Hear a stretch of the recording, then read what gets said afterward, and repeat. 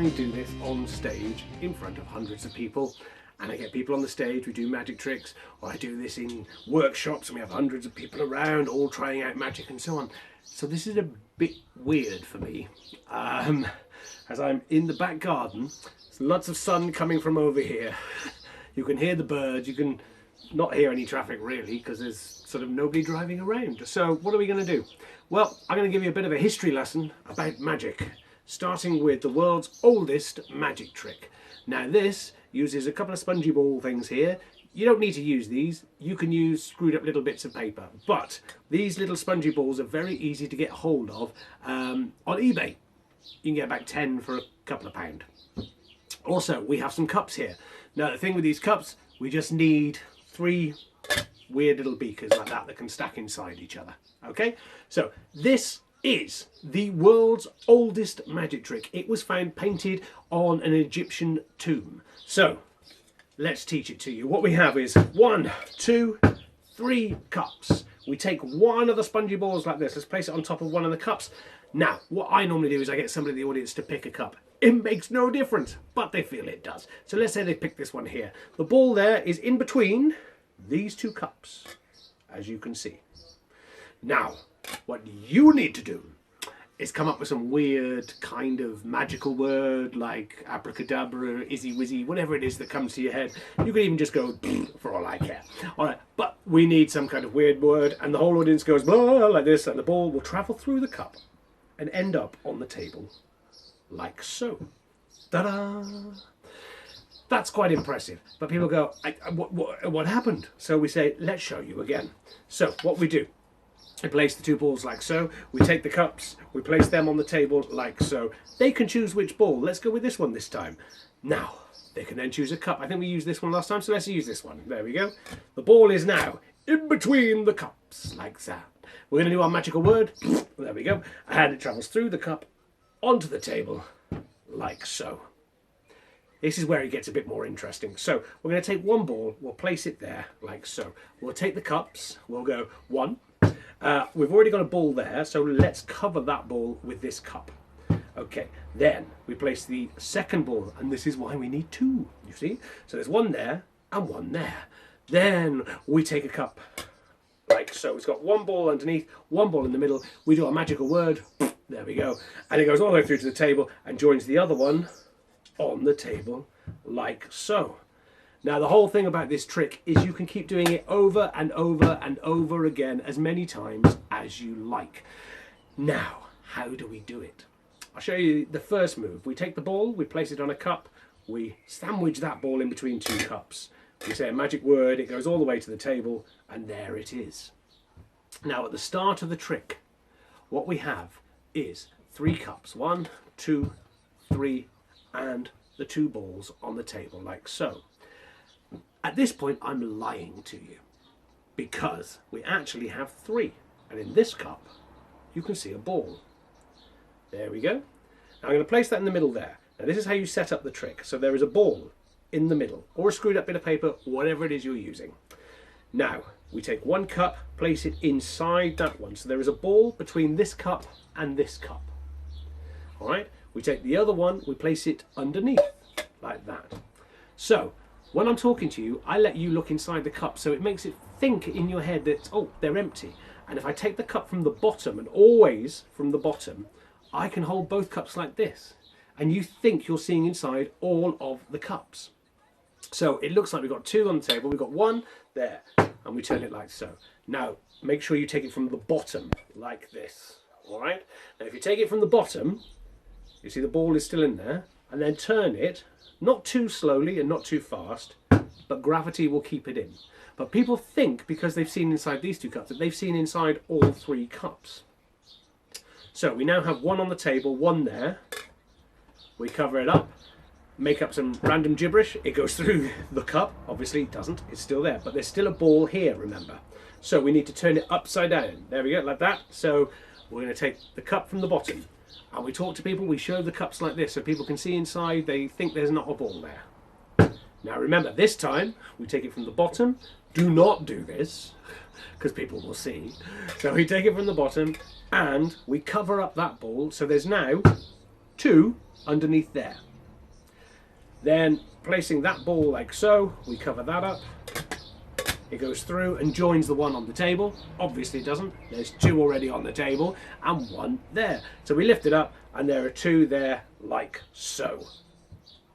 And the good thing about this trick is ready to start again completely from scratch. So you can do the whole routine again because that ball is still in that cup there.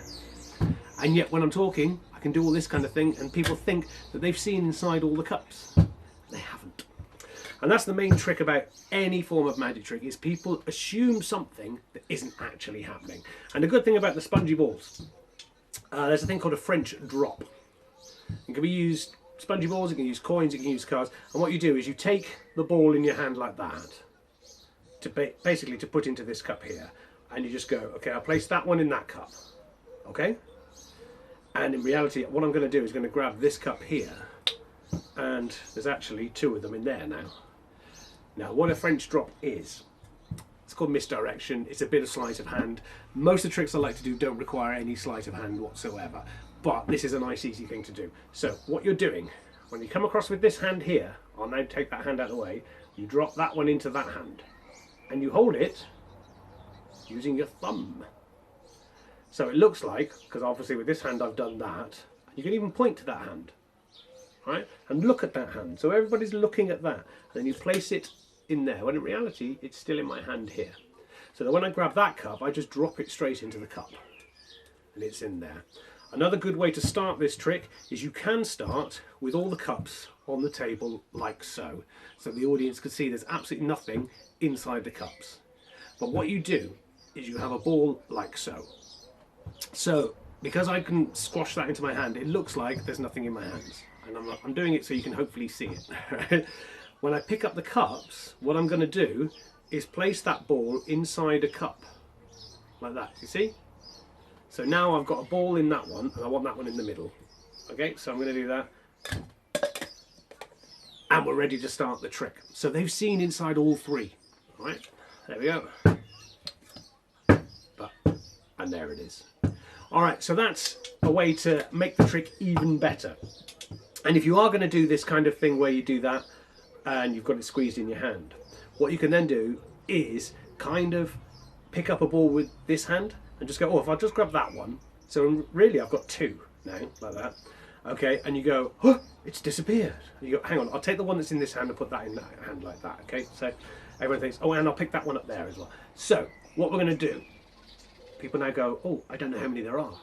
When in reality, you've now got three in this hand. And the good thing about them being squishy and squeezy like this, I can put this into somebody else's hand, like that, close their hand around it, and they think they've got one because they're squeezing it like that. You can fit about 8 or 9, and people will still think they've only got about one in their hand. And when they open it up, suddenly they're going, oh, wow, that's amazing. All right, so that's the cups and balls trick. It is one of the oldest tricks in the world. It's very easy to do, doesn't require any sleight of hand, but I'm going to teach you some other tricks any moment now when I go that way to find them. Bye. Well, that was very quick. Well edited. So what we're going to do, obviously, most people have heard of magic wands and things like that. You don't need any of that stuff. We can just do tricks with things that you find at home. But here's a little magic wand with a weird little tassely thing at the end, which is from another magic trick, but it can be absolutely anything that we use here. And what we're going to do is a levitation trick, all right? And this is very, very simple, all right? What we're going to do is we're going to hold it in our hand like this, in two hands. Can you see that? I've got them held like so. And what I'm going to do is I'm going to let go with one hand and see if it sticks and floats. Like so. Wow, I hear you all say, and a spontaneous round of applause, but also I can even hold it like that and it still stays levitating onto my hand. Now there's several ways of doing this. Okay, the easiest way is if you notice I'm wearing a watch. Now the good thing about wearing a watch is I can put something inside the watch strap like so that can hold on to whatever I put into my hand. Now, if you haven't got the ability to do that, so if you just stick a pencil or a pen or a ruler or something like that there, it allows you to pick things up and hold them, even like that, for example. There's no way I could be doing any kind of sleight of hand and in reality I've got a ball just there. Another way to do a levitating trick if you don't have a watch, very simple. Same again, we hold it like so and we go, look, it's stuck. And people think you're just sort of holding your hand up like that. In reality, what you're doing is that. Right? So that's a very, very simple one. So long as you don't do that one for too long a time, you can get away with it. So what else can we do using things you've got at home? You've probably got one of these, a dice or a die, whatever you want to call it. So the first trick I ever learned, it's a very simple one, you'll find it in most magic books, and that is number prediction. All right, so we roll a dice, okay, and without looking underneath the dice, I can tell you the number that I can't see is going to be a 2. All right, and I don't know if you can see it on camera, but I'll move it into shot. There we are. So that's the dice at the moment. I can't tell you what's underneath it because obviously we can't see it, but I'm going to predict it's a 2. So I'm going to lift it up very slowly and show you. There we go. It is a 2. Now this trick can be done many, many times. So we've rolled, get someone to roll a dice. They've just rolled a 6. All right. I predict the number underneath the dice that I cannot see that number, but I'm guessing it's a 1. And it is. Now, the good thing about this, that not everybody knows this fact, but the number on the top and the bottom will always add up to 7. So if I've got, as I said, a 5 on the top, underneath must be a 2. If we've got, where is it? There's the 6, underneath must be a 1. And if we've got, where are we? 4. 4 there, so underneath must be a 3. Now, if people go, oh, I know how that trick's done, this is where you do the second part of the trick. You get them to roll the dice and you say, okay, so we've got a 3 that you've rolled. So therefore, underneath here, you're expecting me to say there's a 4. In reality, I think it's a 6. And I'm going to show you, and hopefully you're going to see this on camera. So we've got a 3 there on the top there. Yep, okay, 3 on the top. Underneath, we have got, wow, it's not a 4. Now, the way to do this, I'll show you there, 3 on the top there. It's very, very simple. It's all to do with the way you're holding the dice. So if we've got a 5 on the top, underneath should be a 2, and if I quickly turn it over, it's not, is it? Now, because you're going to hold the dice like this, very hard to see here, so that you can do this move. So if you hold it by its edges, it allows you to do that. So if I show you, there's a 5 on top, when I turn it over, at the same time as turning it with my hand, I won't turn it now so you can see, but I do that move. So if you watch slowly, I will be turning it over. At the same time, I twist the dice so that when you see the number on the bottom, it's not the right number. And when you twist it back, so I'll do it quickly, well slowly, sorry, I'll do it slowly. So I turn like that, and at the same time, I twist the dice, and there we go. And that is a very, very simple trick. And it's a good thing because when you're doing magic, people often like to ruin your trick. So if you say, you do that trick and say it's a 5 on top, I know what number's underneath, it's a 2, they go, oh, I know how it's done. And you go, oh, okay, let's see you do that, and then you do the twisty one. All right, so that's a nice, easy trick you can do using a dice. Now, I'm running out of time, but I've got to get on to a card trick, because most people have packs of cards at home.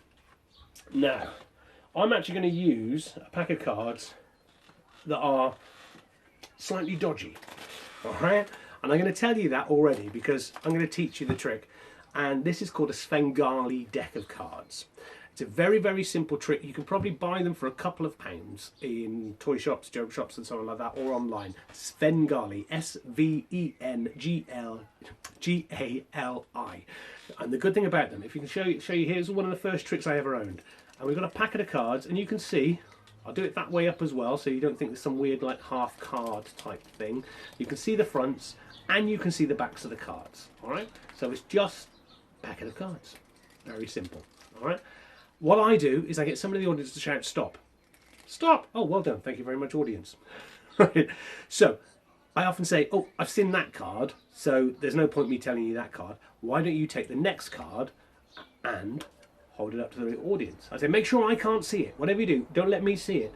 Once you've shown everybody the 3 of clubs, put it back. And quite often, the people there start laughing, and the person goes, what? Because they haven't really listened. And you've said, it's a 3 of clubs. So I put the 3 of clubs in the pack, where it came from. You then push it down. It's definitely in the pack. It has been lost. Then turn to somebody else in the audience and get them to say the word stop. So here we go. Stop. Thank you very much. Okay, same again. Different place. So it's obviously not the same card. But I've seen this one, so there's no point taking that card. They take that card, and you say, show everyone the three of clubs, and put it back. So they've both picked the same card. Right, there's the three of clubs. It's going into the pack. And as I said, this is a very simple card trick. Doesn't require much in the way of sleight of hand or anything like that, or much practice. But it's a very special gimmicked pack. Now, I'm going to take what I call the top card, like so. And you can show everyone that one. And you can place it back on the pack, like so. And you say, your card was the three of clubs. Let me just find that top card. It's the three of clubs. Now, with a Svengali deck, you can show everyone. They're all different cards. Sometimes this is called a long and short deck. You won't be able to see this because obviously you're miles away. But these cards, every other card is shorter than the other one. All right, so you've got a bunch of tall cards and a bunch of short cards. Every short card is a three of clubs. You see this? All the three of clubs are shorter than the other cards. This means if I flick the pack like this, the short cards will get missed. So you'll see the tall card, and every time I flick like that, you're actually flicking two cards because you're missing the short card. If I flick it the other way, like this, so if I take that three of clubs off the top, put it there, I can make it look like the entire pack is made up of three of clubs. Every single card looks like a three of clubs because the tall cards are falling first and the short cards, which are the three of clubs, are falling on top of them. There we go. So it makes no difference where anybody stops when you flick through the pack like that. The next card will always be the three of clubs. Now, I show you that because it's nice and cheap and easy to get hold of. But you can make your own Svengali decks. I've done it before. And what you need is a lot of packs of cards. And you go through and take all the three of clubs out of one pack and you sort of chop a tiny bit off the end of it. It's very time consuming and very annoying. But a quick card trick that you can learn. And hopefully you can see these cards there. So we've got two three of clubs. We've got one red card, two black cards. There we go. Okay. So all we've got to do, this is the classic three card trick, and I'm going to teach you how to do it. So we have the red card there. All you got to do is watch that red card. Do not take your eyes off of the red card. Is it easier if I just keep my finger on it? Or right. So hopefully you have no idea where that is, and you get people in the audience to shout out where they think that card is. I actually have no idea now. But you're going to start screaming and say, it's there! Yes, it is. Most people probably would have picked this one here and that one there. So I'm going to do it very slowly and show you how this is done. So we start. Now, if you have a look at how I'm holding these cards, that's the important hand there, all right? So we have black card held by my thumb and my first finger.